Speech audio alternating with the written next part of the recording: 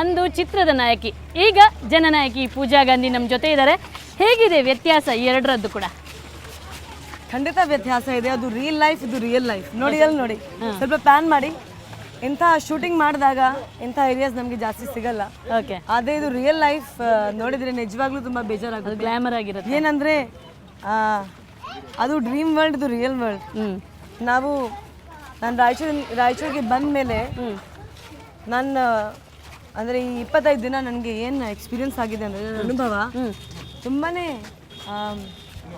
ಬೇಜಾರಾಗಿದೆ. ಏನಂದರೆ ಇಲ್ಲಿ ಎಲ್ಲದಕ್ಕೂ ಕಷ್ಟ, ಬಂದಲ್ಲ 100 ಎಲ್ಲದಕ್ಕೂ. ನೀರಾಗಲಿ, ಕರೆಂಟ್ ಆಗಲಿ, ಪೆನ್ಷನ್ ಆಗಲಿ, ಎಜುಕೇಷನ್ ಆಗಲಿ, ಚೈಲ್ಡ್ ಲೇಬರ್ ಆಗಲಿ, ಹಕ್ಕುಪತ್ರ ಆಗಲಿ, ಡ್ರೈನೇಜ್ ಪ್ರಾಬ್ಲಮ್, ಮನೆ ಪ್ರಾಬ್ಲಮ್, ಎಲ್ಲದಕ್ಕೂ ಪ್ರಾಬ್ಲಮ್. ಯೂತ್ಗೆ ಎಂಪ್ಲಾಯ್ಮೆಂಟ್ ಆಪರ್ಚುನಿಟೀಸ್ ಇಲ್ಲ. ನಮಸ್ಕಾರ, ಹೇಗಿದ್ದೀರಾ? ದಯವಿಟ್ಟು ಒಂದು ಅವಕಾಶ ಮಾಡಿಕೊಡಿ, ಫ್ಯಾನ್ ಗುರ್ತಿಗೆ ವೋಟ್ ಹಾಕಿ. ಅಮ್ಮ ನೀವು ಕೂಡ ಮರಿಬೇಡಿ, ಒಂದು ಅವಕಾಶ ಕೊಡಿ, ಫ್ಯಾನ್ಗೆ ವೋಟ್ ಹಾಕಿ. ನೀವು ಯಾವಾಗಲೂ ಎ ಸಿ ಗಾಡಿಯಲ್ಲಿ ಓಡಾಡ್ತಿದ್ದವರು, ಎ ಸಿ ಮನೆಯಲ್ಲೇ ಇದ್ದವರು, ಈ ರಾಯಚೂರಿನ ಬರ ಬಿಸಿಲಲ್ಲಿ ನೋಡುವಾಗ ನಿಮ್ಗೆ ಏನು ಅನಿಸುತ್ತೆ? ಯಾಕಾದರೂ ಬಂದ ಅನಿಸುತ್ತೆ ಇಲ್ಲಿಗೆ? ನಾನು ಒಂದು ಮಾತು ಹೇಳ್ತೀನಿ. ನಾನು ರಾಯಚೂರನ್ನ ಆಯ್ಕೆ ಮಾಡಿದೆ ಸೋಷಿಯಲ್ ಕಮಿಟ್ಮೆಂಟಿಂದ. ನಾನು ನಾರ್ತ್ ಕರ್ನಾಟಕ, ಹೈದರಾಬಾದ್ ಕರ್ನಾಟಕ ಜಿಲ್ಲೆಯಲ್ಲಿ ಸುಮಾರು ಕೆಲಸ ಮಾಡಿದ್ದೀನಿ, ಸುಮಾರು ಟ್ರಾವೆಲಿಂಗ್ ಮಾಡಿದ್ದೀನಿ. ಆದರೆ ಒಂದು ಚಾಲೆಂಜ್ ತೊಗೊಂಡು ಇಲ್ಲಿಗೆ ಬಂದಿದ್ದೀನಿ. ಸೊ ನೀವು ಬಿಸಿಲು ಬಗ್ಗೆ ಮಾತಾಡ್ತೀರಲ್ವಾ, ನಮ್ಮ ದೇವರ ದಯೆಯಿಂದ ನಮ್ಮ ಹತ್ರ ಎಲ್ಲ ಇದೆ. ನಾವು ಜೀವನದಲ್ಲಿ ಒಂದು ಒಳ್ಳೆಯ ಹೆಸರು ಮಾಡಿದ್ದೀವಿ, ಎಷ್ಟೊಂದು ಸಿನಿಮಾದಲ್ಲಿ ಆ್ಯಕ್ಟ್ ಮಾಡಿದ್ದೀವಿ.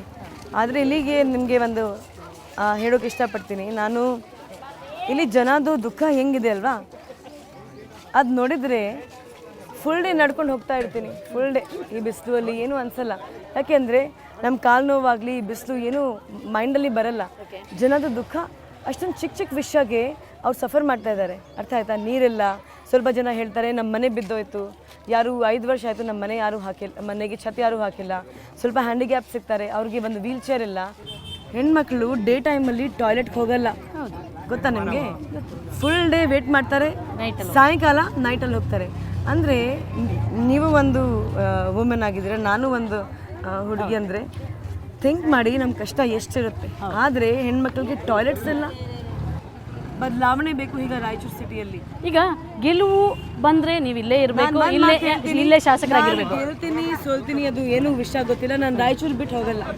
ಏನಂದ್ರೆ ನಾನು ಮೊದಲನೇದಾಗಿ ನನಗೆ ಏನು ಕಮಿಟ್ಮೆಂಟ್ ಇದೆ, ನನಗೆ ಏನು ಸೋಷಿಯಲ್ ಕಮಿಟ್ಮೆಂಟ್ ಇದೆ, ಅದು ಇರೋದ್ರಿಂದ ನಾನು 100% ರಾಯಚೂರಿಗೆ ಏನೇನೋ ನನ್ನ ಏನಾದರೂ ಆಗಲಿ ನಾಳೆ ಗೊತ್ತಿಲ್ಲ, ಆದರೆ ರಾಯಚೂರು ನಾನು ಬಿಡಲ್ಲ. ಯಾಕೆಂದರೆ ಜನ ಎಷ್ಟೊಂದು ನಂಬಿದ್ದಾರೆ, ಜನ ಎಷ್ಟೊಂದು ಪ್ರೀತಿ ತೋರಿಸ್ತಾರೆ. ಅಂದರೆ ನೀವು ಸೋತ್ರೂ ಕೂಡ ರಾಯಚೂರು ಜನ ಜೊತೆನೇ ಇರ್ತೀರಾ? ಹೌದು, ಖಂಡಿತ. ಓಕೆ, ಅದರಲ್ಲಿ ಏನು ಅನುಮಾನವೇ ಇಲ್ಲ. ಏನು ಅನುಮಾನವೇ. ಈಗ ಆದಮೇಲೆ ಇನ್ನೊಂದು, ಪೂಜಾ ಗಾಂಧಿಯವರು ಈಗ ರಾಯಚೂರು ಬಂದಮೇಲೆ ಸಾಕಷ್ಟು ಕಾಂಪ್ಲೆಕ್ಷನ್ ಎಲ್ಲ ಹೋಗ್ಬಿಡ್ತು. ಈಗ ಇದು ನಿಮ್ಮ ನೆಕ್ಸ್ಟ್ ಚಿತ್ರರಂಗದ ಭವಿಷ್ಯಕ್ಕೆ ಏನು ಪ್ರಾಬ್ಲಮ್ ಆಗ್ತಾ ಇಲ್ವಾ? ಆಗಲ್ಲ. ನಾನು ಅದಕ್ಕೆ ನಾನು ಚಿಂತೆ ಮಾಡಲ್ಲ. ನಾನು ಸಿನಿಮಾ ಮಾಡಲಿಲ್ಲ ಕೂಡ ಪರವಾಗಿಲ್ಲ. ಆದರೆ ನನ್ನ ಏನು ಜವಾಬ್ದಾರಿ ನನಗೆ ಇವತ್ತು ಲೈಫಲ್ಲಿ ಸಿಕ್ಕಿದೆ ಅಲ್ವಾ, ಈಗ ಖಂಡಿತ ನಾನು 100% ಶಾರ್ಟ್ ಒಳ್ಳೆಯ ಮನೋಭಾವದಿಂದ, ಸ್ವಚ್ಛ ಮನಸ್ಸಿಂದ ನಾನು ಫುಲ್ಫಿಲ್ ಮಾಡ್ತೀನಿ. ಸಿನಿಮಾ ಮಾಡಲಿಲ್ಲ ಕೂಡ ಪರವಾಗಿಲ್ಲ. ಏನಂದರೆ ಇಲ್ಲಿ ತನಕ 40 ಸಿನಿಮಾದಲ್ಲಿ ಆ್ಯಕ್ಟ್ ಮಾಡಿದ್ದೀನಿ. ಇವತ್ತು ನನ್ನ ಲೈಫ್ ಏನು ಸ್ಟೇಜಲ್ಲಿದೆ, ನಾನು ಏನು ಹೋರಾಟ ಮಾಡ್ತಾಯಿದ್ದೀನಿ, ಇದಕ್ಕೆ ನನಗೆ ಏನಾದರೂ ಸ್ಯಾಕ್ರಿಫೈಸ್ ಮಾಡಬೇಕು, ನಾನು ಮಾಡ್ತೀನಿ. I am ready. ಸಿನಿಮಾದವರು ಬಂದಿದ್ದು, ನಿಂತಿರೋ, ಟಾಟಾ ಮಾಡಿದ್ರು, ಹೋದರು, ಮತ್ತು ಬರೋದೇ ಇಲ್ಲ, ಇಂಥದ್ದೆಲ್ಲ ನೋಡಿದ್ರು. ಆದರೆ ನಿಮ್ಮಲ್ಲಿ ಈ ಜನರಿಗೆ ವಿಶ್ವಾಸ ಬರುವ ಹಾಗೆ ಏನು ಮಾಡ್ತಿದ್ದೀರಾ? ಅಂದರೆ ಇಲ್ಲಿ ಜನ ಕಳ್ಕೊಂಡ್ಬಿಟ್ಟಿದ್ದಾರೆ. 6 ದಶಕಗಳಿಂದ ಸ್ವಾತಂತ್ರ್ಯ ಸಿಕ್ಕು ಎಲ್ಲರೂ ಭರವಸೆನೇ ಕೊಡೋರು, ಬಂದು ಹೋಗೋರು, ಟಾಟಾ ಮಾಡೋರು, ನಮಸ್ತೆ ಕೊಡೋರು, ಇಷ್ಟೇ, ಮತ್ತು ಯಾರೂ ಮುಂದೆ. ಆದರೆ ಅದರಲ್ಲೂ ಮುಖ್ಯವಾಗಿ ಪಿಕ್ಚರ್ನವರಂದರೆ ನನಗೆ ಟಾಟಾ ಬಾಯ್ ಬಾಯ್ ಹೇಳಬೇಕಾಗಿತ್ತು. ನನಗೆ ರಾಯಚೂರಿಗೆ ಬರೋಕ್ಕೆ ಅವಶ್ಯಕತೆ ಇರಲಿಲ್ಲ. ಅರ್ಥ ಆಯ್ತಾ? ನಾನು ಬ್ಯಾಂಗ್ಳೂರಲ್ಲಿ ಯಾವುದೋ ಕ್ಷೇತ್ರ ತಗೊಂಡು ನಿಂತ್ಕೋಬೋದಾಗಿತ್ತು. ಆದರೆ ನಾನು ಎಲ್ಲ ಬಿಟ್ಟು ಇಲ್ಲಿ ಬಂದಿದ್ದೀನಿ. ನನಗೋಸ್ಕರ ಅಲ್ಲ, ನಾನು ಬಂದಿದ್ದೀನಿ ಅಂದರೆ ಒಂದು ಚಾಲೆಂಜ್ ತೊಗೊಂಡು 100% ರಾಯಚೂರಿಗೆ ಒಂದು ಒಳ್ಳೆ ಅಭಿವೃದ್ಧಿ ಮಾಡಬೇಕು, ರಾಯಚೂರ್ದು ಫೇಸ್ ಚೇಂಜ್ ಮಾಡಬೇಕು ಅಂತ, ಒಂದು ಒಳ್ಳೆ ಸ್ವಚ್ಛವಾಗಿ ಒಂದು ಬ್ಯೂಟಿಫುಲ್ ಹೈದರಾಬಾದ್ ಕರ್ನಾಟಕ ರೀಜನ್ದಲ್ಲಿ ಒಂದು ಗ್ಲೋಬಲ್ ಸಿಟಿ ಮಾಡಬೇಕು ಅಂತ ನನಗೆ ಮನಸ್ಸಿದೆ. ಆ ಗುರಿ ತಗೊಂಡು, ಆ ಕಮಿಟ್ಮೆಂಟ್ ತಗೊಂಡು ನಾನು ರಾಯಚೂರಿಗೆ ಬಂದಿದ್ದೆ. ಪೂಜಾ ಗಾಂಧಿಯನ್ನ ಒಂದು ಸ್ಟಾರ್ ಪ್ರಚಾರಕಿಯವರು, ಅವ್ರನ್ನ ಕಂಡ್ರೆ ಜನ ಬರ್ತಾರೆ. ಅದಕ್ಕೋಸ್ಕರ ಈ ಭಾಗದಲ್ಲಿ BSR ಸ್ವಲ್ಪ ಸ್ಟ್ರಾಂಗ್ ಇದೆ. ಒಂದು ಸ್ಟಾರ್ ಪ್ರಚಾರಕಿಯಾಗಿ ಅವ್ರನ್ನ ಒಂದು ಗೊಂಬೆ ಥರ ನಿಲ್ಲಿಸಿದ್ದಾರೆ. ಜನ ಏನೇನೋ ಹೇಳ್ತಾರೆ, ನಾನು ಗೊಂಬೆ ಅಲ್ಲ, ನಾನು ಹೇಳ್ತೀನಿ ನಾನು ಸ್ಟ್ರಾಂಗ್ ಹುಡುಗಿ. ಐ ಥಿಂಕ್ ಇಷ್ಟೊಂದು ಇಲ್ಲಿ ಬೇರೆ ಜನ ಇದ್ದಾರೆ, ಅವರು ಗೊಂಬೆ ಥರ ಕೆಲಸ ಮಾಡಿದ್ದಾರೆ. ಅದಕ್ಕೆ ಇಡೀ ರಾಯಚೂರಲ್ಲಿ ಕಷ್ಟ. ಅವರು ಗೊಂಬೆಗಡೆ ಇದ್ದರು, ಅದಕ್ಕೆ ರಾಯಚೂರು ಇಷ್ಟೊಂದು ಸಫರ್ ಮಾಡ್ತಾ ಇದ್ದಾರೆ. ನಾನು ಗೊಂಬೆಗಡಾಗಿ ಇಲ್ಲಿಗೆ ಬರಲಿಲ್ಲ. ನಾನು ಜನ ಏನೋ ಮಾತಾಡಲಿ ನನಗೇನು ಕೇರ್ ಇಲ್ಲ.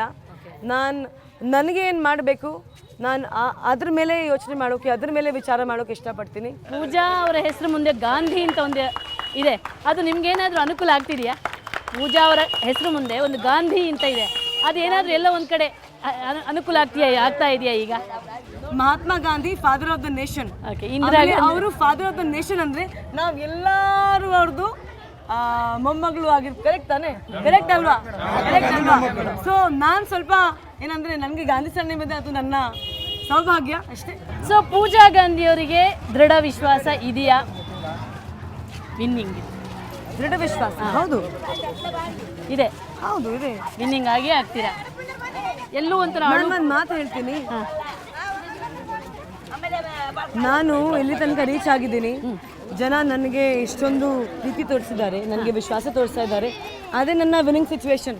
ಓಕೆ, ಮೊನ್ನೆ ಏನಾದರೂ ಆಗಲಿ ನನಗೆ ಕೇರ್ ಇಲ್ಲ, ಆದರೆ ನಾನು ಏನು ಕಮಿಟ್ಮೆಂಟ್ ತೊಗೊಂಡು ಬಂದಿದ್ದೀನಿ ಅಲ್ವಾ, ಅದನ್ನು 100% ನಾನು ಮಾಡಿ ತೋರಿಸ್ತೀನಿ. ಓಕೆ, ನಾವು ನಿಮ್ಮ ಜೊತೆ ಇರ್ತೀವಿ ಹಾಗಾದರೆ. 100% ಮಾಡಿ ತೋರಿಸ್ತೀರಾ? ಮಾಡಿ 8ನೇ ತಾರೀಕುವರೆಗೆ ಮಾತ್ರ ಅಲ್ಲ ಇಲ್ಲಿರೋದು ನೀವು?